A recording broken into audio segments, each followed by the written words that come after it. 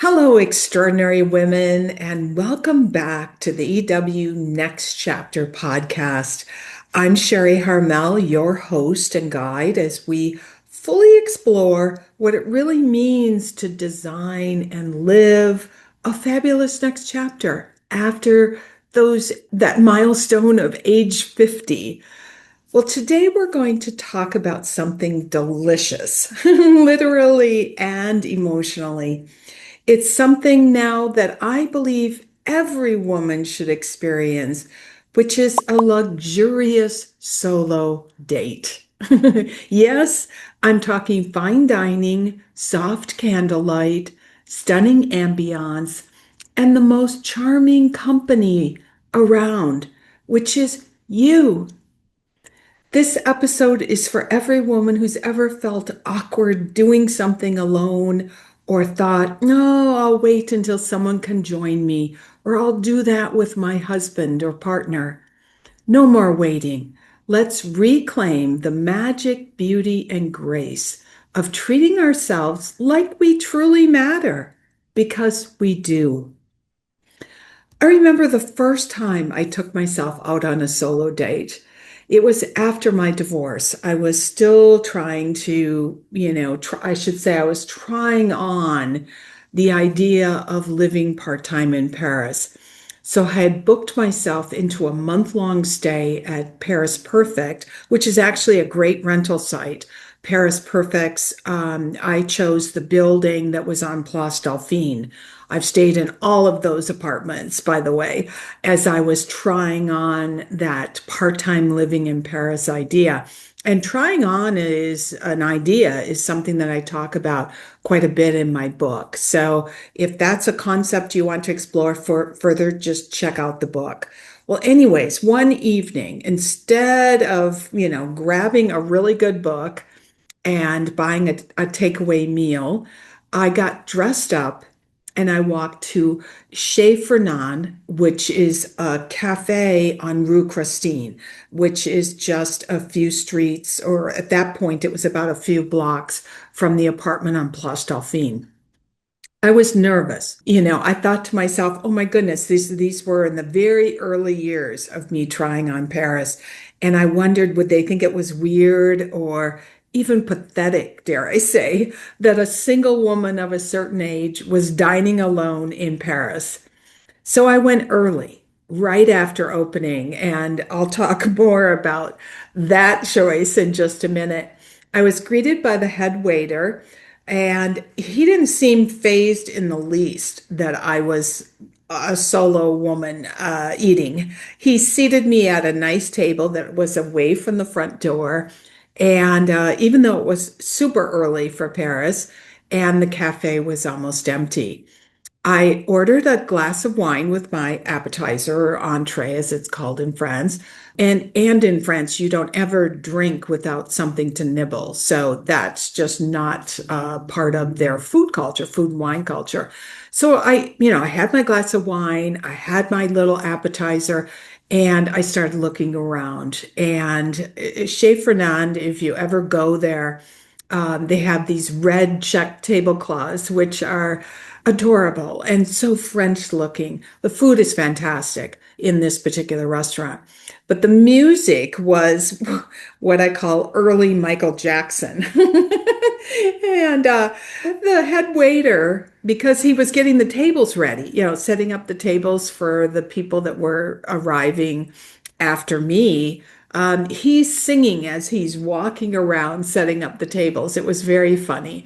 I felt a little self-conscious, and for a few seconds, I thought, gosh, this is hard. I should have stayed home. What was I thinking of? Journal in hand, I had a newspaper to occupy myself. I had all these backups that if I felt super uncomfortable, I could resort to. But seriously, I was sipping my wine, eating my appetizer, and planning my escape. Slowly, though, the restaurant started to fill with diners, and some were regulars. It was obvious they were regulars because they had brought their dogs with them, and the dogs were greeted by the head waiter by name. And some of the diners were tourists like me. No one looked at me. No one thought I stuck out and I began to relax. And as I sipped and savored that delicious meal, I realized I'm not lonely. I was present in the moment. It wasn't strange for a woman to be dining out alone in Paris. And suddenly, sounds strange, but I felt a little stronger, a little, dare I say, elegant and even free. There was no pressure to perform. There was no conversation to navigate. There was no, oh my gosh, what are you having? Okay. So that you kind of plan your meal relative to what the person you're eating with is planning out. It was just the pleasure of being in a beautiful setting. And I watched how the little dog next to me received his meal under the table, obviously a regular, while his owners, had this warm but fast talking conversation that I couldn't follow, obviously all in French.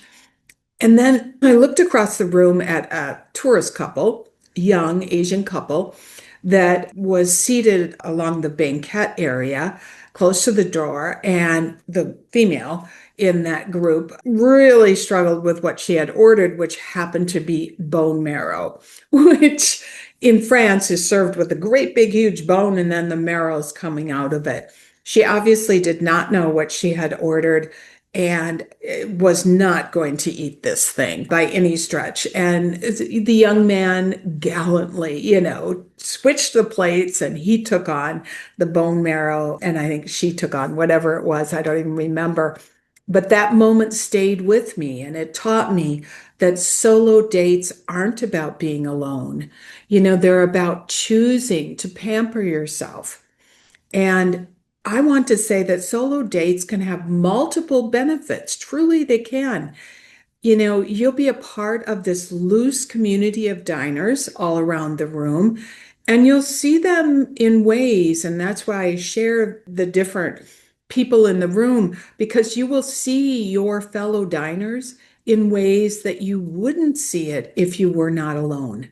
So let's pause for just a minute and talk about something very real. And this is something that I know you must be thinking because I've been there. And that is, won't people wonder why I'm alone? Probably not. I've even eaten out alone on holidays, believe it or not, which can be especially challenging. But honestly, I don't think anyone really noticed me. Now, maybe you're also thinking, oh, what if I feel awkward? Or what if I look sad sitting there all by myself? Am I going to look like I was stood up? Or that, I have no family and no friends? Oh, poor me. Yes, like I said, I've had all of those thoughts. But what I've learned by dining out and really choosing to pamper myself every once in a while with one of these, what I call very elegant dates with myself, I have learned that no one really notices a whole lot in a restaurant outside of their own table, unless there's other solo diners in the room. It's very interesting, even in Paris, where the solo cafe culture is much more common. I initially felt like I must be sticking out, standing out. Brought up all those crazy memories of going to galas. If anyone's ever gone to a gala or a wedding by yourself, there is a huge feeling of discomfort it being in those particular events. Because we've all been conditioned to believe that being alone in public, especially as women, is somehow odd, pitiful, or even embarrassing. But what I've learned is that what feels like vulnerability at first actually later becomes your superpower. Sounds strange. I'll give you another example. 2012 was a rough year for me. My daughter had left with some crazy man that she had met on Facebook. That's a whole nother story. And I was 2 years into a horrendous divorce that was honestly destroying any hope that I had for the future. But it was Thanksgiving. And instead of staying in Florida and feeling sorry for myself, I flew to Boston. and stayed in the little apartment that I had set up for my daughter, which obviously she was not staying in. And I was just determined to not fall into self-pity. In Boston, I'll never forget this. I'll never forget the room and the experience. I made reservations for myself at a restaurant called L'Espalier, which was a beautiful restaurant that no longer exists. And I arrived early. I still hadn't learned my lesson about timing, and I asked to sit in the library. And the library was like several rooms through the restaurant in the back of the restaurant. And I was just sure that in the library, with all those books around me, it would hide me from anyone thinking that, oh gosh, what's wrong with that woman who's alone on Thanksgiving? So I dressed up. I walked into the library, sat in my seat and thought, I'll just fade into the decor, so to speak. People started to arrive. Of course, they did. Families, couples, there were tables of friends. And, for a few minutes, I felt like, what am I doing here? I don't belong. I don't have I'm not celebrating Thanksgiving with family. At that point, I did not have any long-term good friends in Boston. And, I thought, what am I doing here? But I took a deep breath. And that's what my lesson today is for you to think about is I decided to reframe everything that I was feeling, every negative thought that was going through my head. So instead of thinking, oh my gosh, they must be judging me, I told myself they must be admiring me. It was a stretch, but I told myself this. I also told myself, Sharri, just relax. No one is even looking at you. And instead of thinking, oh gosh, I wish I had someone here, I wish I had someone on the other side of the table with me, I told myself, I have me here, and that's enough. And little by little, I began to notice the joy of being unobserved, the joy of being solo, and recognize that no one cared I was dining solo. In fact, the waiters treated me with really a kind of quiet respect that I may not have gotten if I had, had a partner with me at that dinner and we were engaged in some vibrant conversation. I wasn't rushing through any conversation. So when the waiter came to the table, I was present to the waiter. I wasn't wondering if my companion or my partner was enjoying themselves. I was fully present. I tasted my food. I noticed the background music. I noticed the decor. I listened to the conversations around me. I watched, the candlelight that was on each table.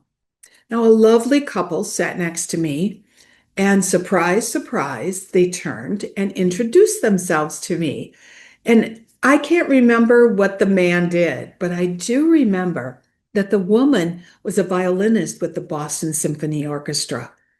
Here I am, what is that, 13, 14 years later, and I found that fascinating. I can still see the couple sitting next to me. So you make these memorable experiences that never leave you. I think much more so when you take yourself out to that special evening and do that elegant date as a solo that you don't get when you do it as a couple. A little mindset reframe is all it took, and it's something that I hope you can carry with you. Being alone is not being left out, it's actually being fully in your own presence, in your own pleasure, enjoying the experiences that you're having and being fully aware of your surroundings. And do know that if discomfort bubbles up, it's okay. It happens to all of us. Just breathe through it and ask yourself, what part of me feels unseen? And how can I see her right now? You're not odd. You're not lonely. You are instead bold. You're beautiful. You're becoming more you every time you take yourself somewhere special. So, What are some of my steps, my favorite steps in creating a fantastic solo date that feels truly special? Number one, choose your restaurant with intention. This is really important. Look for ambiance, soft lighting, thoughtful decor, beautiful decor, maybe a little French charm if you're in the mood. This is not the night for a noisy cafe or like those restaurants that have the bars right in the middle of the restaurant. You want to go for excellence and elegance.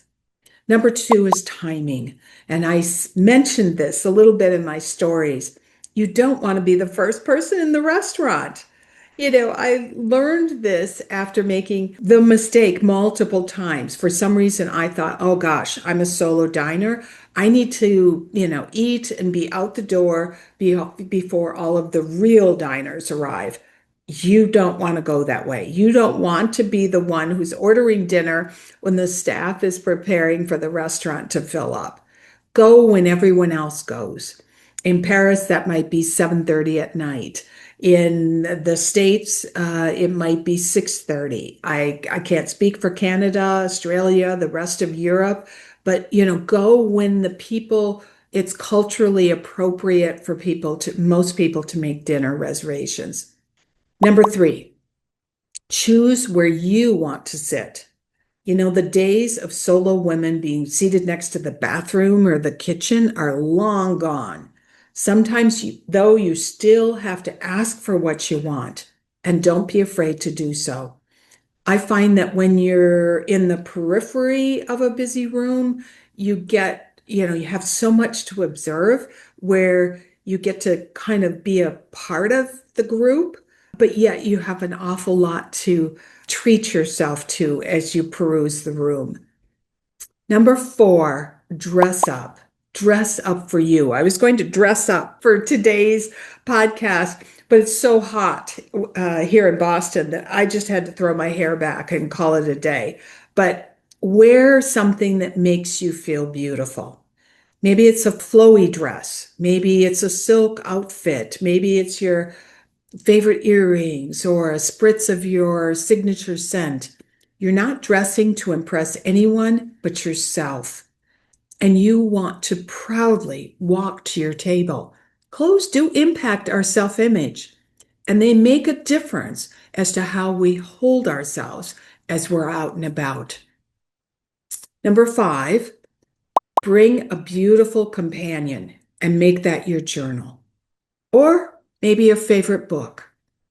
I often will write down, I love to journal. I've been a journaler for, if that's a word, for my entire life. And I like to journal about what I'm grateful for, what I'm dreaming about, what I'm feeling in the moment. Sometimes I even give myself a question to journal on when I'm at the restaurant, something I can write about.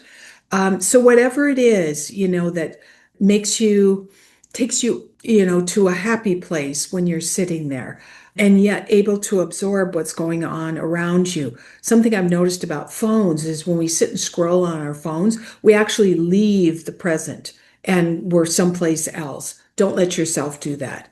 So, that leads me very much to putting your phone away, being fully present, savoring the food, listening to the music, watching the room.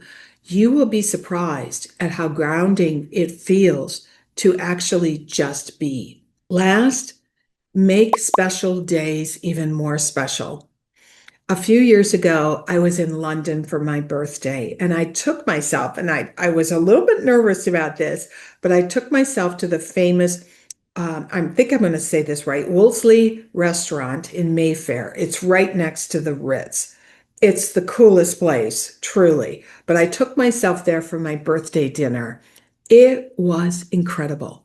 The room is situated, it's dark paneling all the way around the room, but there is also kind of a center circle of booths that are tables. And I was in one of those, which meant I got to view the entire kind of room around me or in part of that circle. It was amazing. There was not one waiter or even diner who looked at me like I was strange. that I had taken myself out to this very, very special restaurant. And I even got a birthday candle on my dessert. So, I share that because I will never forget that birthday. I've forgotten so many others. I can't even begin to tell you, but I will not ever forget that birthday because I made it special by taking myself out for a solo birthday date, if you want to call it that, at a very beautiful restaurant. It's one of my fondest birthday wishes. So, that luxurious solo date is more than just a night out. It's a ritual. I think it's a ritual. It's a ritual of self-worth, if we want to call it that. And it also, because it's a little bit uncomfortable, it will push you into new experiences. You will try restaurants you've never tried before, maybe areas of your town that you've never tried before. And those new experiences that you push yourself to do are what expands your life, expands your next chapter, whether you're a 2 year old or you're a 92-year-old. New experiences are what make our lives fantastic. So, whether you're single, you're divorced, you're widowed, or even in a relationship, remember the relationship that you have with yourself is the one constant relationship in your life. And nourishing that relationship beautifully and intentionally is part of designing the next chapter life that you love. So take yourself out, dine slowly, toast to all the versions of yourself that brought you to this moment. Toast all those chapters that are in your past and all the chapters that are going to come. I want to challenge you, yes, you, to schedule a solo date this month. If you can't swing a restaurant, make it a special night in your home. Lay out a beautiful tablecloth, light the candles, pull out the beautiful china. Plan it out like a celebration because that's what it is. And if you go on your solo date, I would love, love, love to hear about it. Share your experiences in the comment section below. And truly, I want you to know I read all of your comments, as do I find it really fascinating, as do many in our community, because we're starting to get people to make comments on each other's comments. I love that. Let's inspire each other. Also, if you want to hear more on next chapter topics, join my free Substack community. Take care, everyone.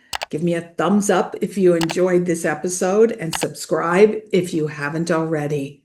Until next time, I want you to don't wait. These are my words of wisdom. Don't wait for permission. Don't wait for company. Just be your own dream date. Take care, everyone. A biento.